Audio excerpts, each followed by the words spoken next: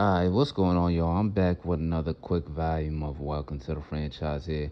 Just want to tap in real quick about the aftermath here of Russ signing with the Giants. A couple of my takes on the scenarios that might go down with other teams, with him signing to the Giants, and the scenarios that may go down with the draft, how that could kind of switch things up a little bit. And just for right now, before I get deeper into it in the weeks coming, some of the conversations people have been having around Russ signing to the Giants now. So to me, with the Russ signing, like I said before, to me this just shows that it's kind of a clear sign that they're not going to draft Shador Sanders, or maybe there's something about Shador Sanders they don't like, because you have both Jameis Winston and Russ there. So it really doesn't make any sense to have three, actually four quarterbacks in there, where you have Tommy DeVito there, who I wouldn't say is at a decent or solid backup QB level yet at this point in his career, but fan favorite, crowd favorite from the area and everything like that. Kind of hard to believe that they're gonna have all four of them in there with a personality and the energy like Shador, who would obviously, if he was drafted by any team at some point soon within this season or the next, is the heir apparent to be the starting quarterback for a franchise. So that still just shows to me they're not gonna draft Shador. It kind of wouldn't make any sense. That's a lot of those personalities there in one QB room. So that's what that still. I'm still sticking by that, and that's what that shows to me. Now the aftermath of it all, you got these crazy little rumors out here. I think another media, all these media finesse, games on the way and shit. Especially with the draft coming up, it's about to be April soon. So then we're gonna start diving into all of that, talking the rumors and who's gonna do this and that and the trades and stuff. You got these crazy rumors about Dak Prescott now, being the guy who might get traded to the Browns now. That shit sounds way too crazy to me. It's too early to be having those crazy ass talks now. Save that type of shit so it could be like, what I'm saying, have some sizzle and some heat to it, building up around the draft, like maybe a week or two before the draft. So, you have half of the fools that's going to believe it, and half of them that's like, I don't know, that sounds crazy, but that'd be kind of lit. And then Shador could go to Dallas and shit. But I don't think that's going to happen. That's way too crazy. If anything, let's be realistic here. I think that the Browns are going to do what the Browns do, the Browns type of shit that they be on. And they're most likely going to trade for somebody like Kirk Cousins right before the draft or right after the draft or something like that, depending on the other teams, what they want to do, if they want to jump ahead, and if there's a team that wants to jump up to number 2. Right now, I think it's between now and the end of April. Teams are probably talking to work out whatever kind of deal they can on draft day, right before draft day, leading up to draft day, or during the draft and everything. That makes sense for them, because I think someone's gonna try and move up to number 2 or move up to number 3. And the Giants, with these two signs at quarterback and probably them passing on Shador, they position themselves to get some extra picks, to make some trades, or think about some things down the line that they want to do with their roster today and down the line. And like I said, I'm still sticking to it's looking like it's lining up. I'm still sticking to, they're probably preparing for one of the quarterbacks, wink, wink, Arch Manning next year or the year after that, to be drafted by that franchise there. But I'll say this, like I said, the Browns, they're probably going to trade for Kirk Cousins, and I could see them probably taking Abdul Carter with the number 2 pick. If not, they can trade out of the number 2 pick or whatever and maybe set up for the future. And then maybe, even with trading for Kirk Cousins for maybe like a 4th rounder or some shit like that, or a 4th rounder and a starter, or a spot starter or some shit, they still trade out of the number 2 pick and maybe get ready, to retool their roster and get some more picks in the future, to try and get the main guy that they really have their eye on for next year's draft. They probably want to do something like that. That's probably what they're thinking about. Shador, I think, still is on the table to be traded up for, and I think that team is most likely the Raiders. Even if they don't have to, I think after the Cam Ward pick at number 1 or number 2, however it shakes out, and then you got 3 and 4 where the Giants probably will trade out, or they probably won't pick a quarterback. Patriots won't pick a quarterback. The Jaguars, I think, at number 5. won't pick a quarterback, he could just end up falling right there to number 6 anyway to him and everything like that. So I think him being a number 2 is probably more for, of course, the headlines and shit, and the family name is, his pops was a top 3 pick and everything like that. So I think it's more for that if they want to make the trade like that. But best case or even worst case scenario, he falls to number 6 to the Raiders, because after number 3, after number 3, where the Giants probably won't pick him, you don't really have to trade up too crazy. Or maybe they just make a trade with the team straight up. It's no extra picks or anything crazy like that to get Shador, where he's able to fall to the Raiders. Now, another thing that I'm hearing now with their scenario is that, let's say the Giants do stay at number 3 pick, right? And they don't go quarterback, right? So now Travis Hunter is now the pick at number 3. It would be a good look. It'd be fun to see a player like that exciting in New York City. That would be dope, and he could play both sides, play receiver and play cornerback. So he could play the other side of their number 1, bona fide, looking like he's gonna be a star receiver with Malik Neighbors. He could play across him a little bit or play in the slot a little bit until he probably develops into a good number 2 or 1A. And then, the Giants, they need help on that defensive side of the ball also. Haven't gotten into it yet, but I did see briefly that Paulson Adebo did also sign to the Giants, so that helps him on the corners. You still got Devontae Banks there, who had a terrible year, terrible season last season. The bank was open all day out there. But if you get Travis Hunter in there, he could go on the outside. I don't know who you kick in the inside. Most likely Devontae Banks, who I think he's a tough enough player from the film that he showed coming out of college, or the highlights that he showed coming out of college that you can see around there on YouTube, on the internet, whatever.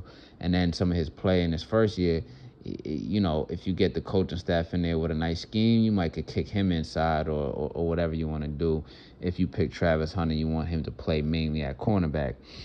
But I just think that the Giants may or should consider trading out the number 3 spot, since they're not going to take Shador at quarterback, or if they don't get Abdul Carter, if they don't end up in a situation where he might even fall to them. So, because let's say if the Raiders do trade up to number 2, you got Cam going number 1 to the Titans, Shador number 2 to the Raiders, and now they're just there number 3. I mean, you lucked up right there. You don't got to move nowhere. Let the best player in the draft fall into your hands with Abdul Carter. And like I said before in a previous volume, you got your version of a mini Micah there while you're still building this roster, and he's going to be there for the foreseeable future when you get your franchise QB and you start trying to make your playoff runs and your runs for the championship and shit. Not a bad player to have on your side there. So if that happens, you get Abdul Carter to fall in your lap. But then I'm also hearing, if something like that happens, the Patriots also it sounded like they want Travis Hunter now.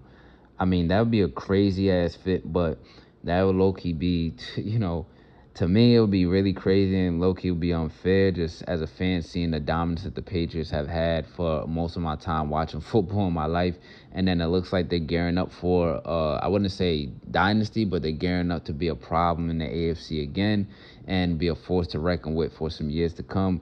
But it would be crazy unfair if the Pats ended up snatching him up at number 4 also, or even if the Giants still took Hunter and Shador went number 2 to the Browns, or number 2 to the Raiders after their trade, and then Abdul Carter is there. I mean, if he fucked around and fell to the Patriots, that would be even more unfair and be even crazier. But I think that with the scenario, how things are looking right now from this the Russ signing and everything like that, it's looking like it can shake up like that. Will it? Of course, we'll have to see. It's gonna be fun to see how it shakes out there. But I think that the main story right now, until we get into other things with the draft, other storylines, positions, and slots, and picks and potential trades with the draft, it's mainly those first 4 picks, and those players that are the main topic and the big story right now, especially with this new signing. I wouldn't say it's a big shakeup, but it kind of makes things a little bit more clear how things may logically shake out there.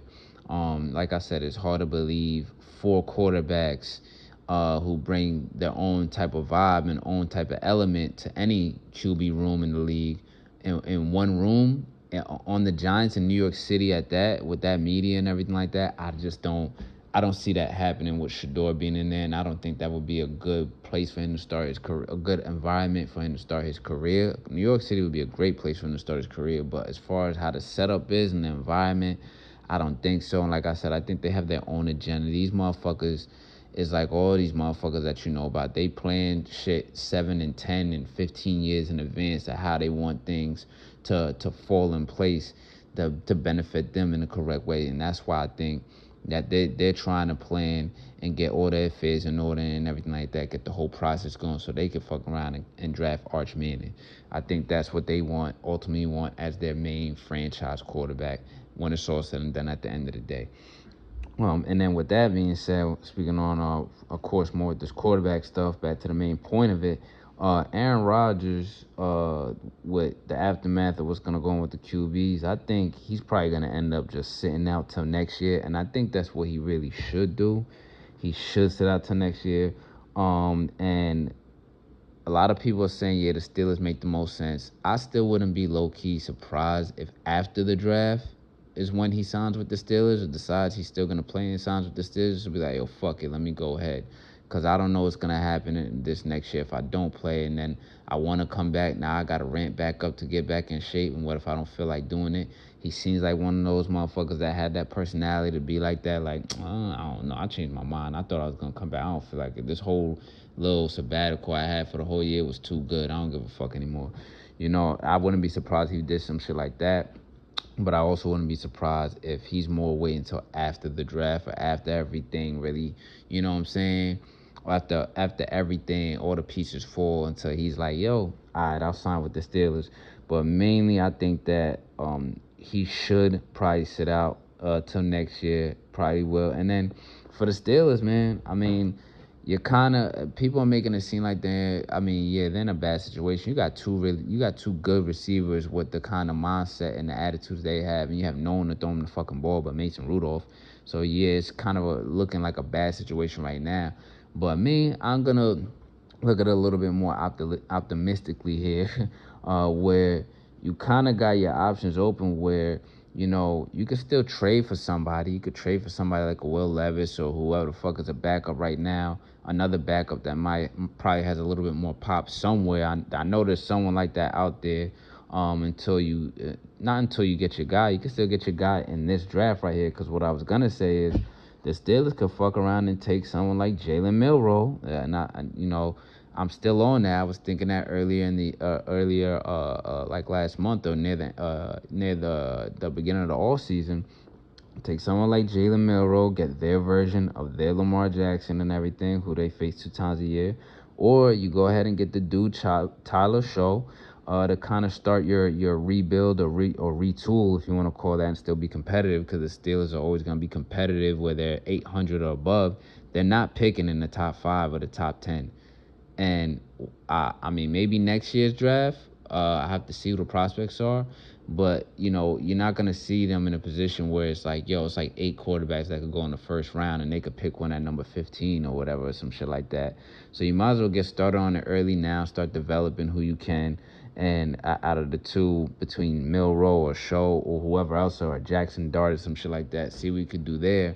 While you probably get another quarterback in there to compete with Mason Rudolph, and while Milroe or Show or McCord or Dart or whoever the fuck else is learning, and then they'll be ready once you start getting some more replenishment of young talent in there and everything, and start gearing up for deeper playoff runs while you're already getting the young dudes that are there now and the young dudes that you're going to get with the veterans that are going to show them the playoff experience, or the experience you need to compete to get into the playoffs, and build that mettle and that toughness and that culture to be that team that expects to compete in future playoff runs. So I think that they're in a good position. They're looking at it optimistically that they can do that. And it's kind of smart to start that rebuild at that position, not the full team, at that position sooner than later, seeing that you're always going to be a 500 team or a game or two over 500 year after year.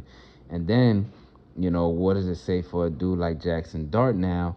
where I was saying that because we didn't know what was going to happen with Stafford and the Rams, that they would probably reach for him at the end of the first round, Jackson Dart, going to the Rams. But even still, do they want to have an insurance plan and they have something in the tuck in their back pocket to be like, well, after he's finished and, we got a couple seasons more, the last couple seasons out of Stafford, you get Jackson Dart and he gets drafted to the Rams maybe in the second round or something like that. Now, how it's looking, I think that's far-fetched. But then motherfuckers is talking about Jackson Dart going to the Jets now, maybe in the second round, or even the first round, or some dumb shit like that. Or maybe even the Saints. Maybe the Saints trade back from where they're at and take Jackson Dart in the mid to late first round. And this is what happens. Now shit gets crazy a little bit because teams get a little bit desperate over all these QBs that are left over, all the free agent ones, especially all the rookie ones and everything. Some people get a little bit overdrafted, or some people get drafted where they're supposed to and they end up in a good situation. Some of them end up in a bad situation where it's not the right fit and the career kind of doesn't have as smooth a trajectory from the beginning parts of playing the quarterback position. But I just say this, that these teams here that I just brought up at the last part of this here before I wrap up, they should position themselves correctly with drafting at the QB spot. Now with this Russ signing, and then Shador might not go to the Giants, and this QB is gonna go here, and Aaron Rodgers not gonna go there, and I think this is one of those years where it's not where generational talent or you have to get a quarterback in this draft because they're all so good, but I think this is one of those sneaky, pivotal, important years for a lot of teams at the quarterback position where you don't always have to have the number one QB pick or the first round QB to see what your team is going to build into fruition in the next 2 to 3 years. Look at the most recent starting quarterback who just won the Super Bowl, Jalen Hurts. He had a lot of questions about him to his game coming out, and he wasn't a first rounder. And some people thought, including me when I saw it at the time in real life time, I thought he was overdrafted in the second round, going to the Eagles, and it was a surprise because they already had Carson Wentz, but they let him, They let him take his lumps and get his experience up. And it took a few years, it was a whole process, but eventually it allowed them still to build a team around the position, not just only, the QB's going to save us. They built on defense. They built on the O-line still. They replenished on the O-line. They replenished at the defensive back. It was a whole process there while you still had that dude in there, and he wasn't the first round. He wasn't the number one overall pick. He wasn't a top 5 pick at QB. You didn't have to, trade everybody for him. He's just a second rounder. He's athletic. You could work with him. Let's coach him up. And next thing you know, you're in the Super Bowl a couple of times and you win one of them. So, I think this is one of those years at the quarterback position for some of these teams if they do it right. But that's going to wrap this quick volume up. Welcome to the Franchize with me here today. Y'all out there, be easy.